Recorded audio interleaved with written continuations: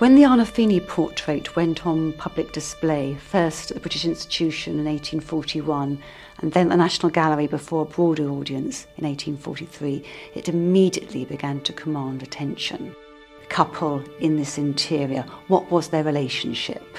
Were they greeting the spectator, or was it a marriage scene? And given the Victorian mindset and this emphasis on sexual morality, some people thought the woman might be pregnant and this hasty ceremony had taken place, so the child would be legitimate when it was born.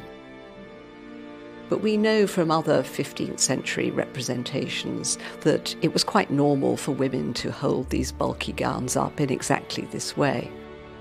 Then in the 1860s, with new research, it was argued that actually it was a representation of this merchant from Lucca, Giovanni Arnolfini, and his wife. So in the room they're standing in, we can see on the right-hand side a bed with red curtains. It was quite normal to have beds in your living room. They were expensive items and you might want to show them off. On the left-hand side, we can see that there's an open window. You can just see a tiny little bit of a cherry tree, and on the windowsill and below there are some oranges just catching the light, and oranges would have been very expensive items at this time in 15th century Bruges, and you would be showing off in a painting that you were rich enough to have oranges at this period in Northern Europe. The mirrors are placed like an eye in the centre of the composition, which really adds to the mystery and the strangeness. Who are the two people seen entering the room? The mirror has the effect of compressing the space but expanding it at the same time and bringing the world outside the picture frame into the heart of the composition. Above the mirror, as though written on the wall, is this extraordinary inscription in very elaborate writing, and it's in Latin, but it says, Jan van Eyck has been here, 1434, the date of the painting. So it's both a signature and perhaps an indication not just that Jan van Eyck painted every inch of this picture, but that he's shown here just below, coming into the room. This adds a narrative dimension. Who are these strangers? Why are they here? Is it an important occasion? Is there some spiritual or religious significance? So it's a painting which poses more questions than it can actually address or answer. Van Eyck shows off the way in which he can render different contrasting textures brilliantly. So we see the light glancing off the brass chandelier and off the glass beads of the rosary hanging below.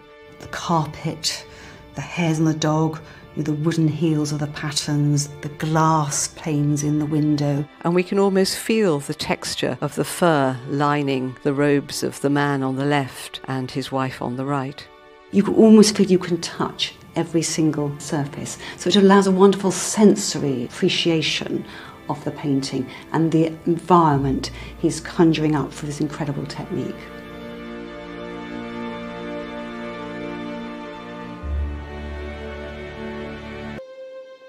In the 20th century, it was discovered that if you use infrared technology, so wavelengths of light slightly longer than normal light, can see through the paint and magically reveal the drawings that are underneath. This kind of drawing we refer to as underdrawing. It's never supposed to be seen in the final version of the painting. It will always be covered by paint. But with this technology, we can see through the paint and see whether there is an underdrawing there, and if there is, what it can tell us about how the artist was working.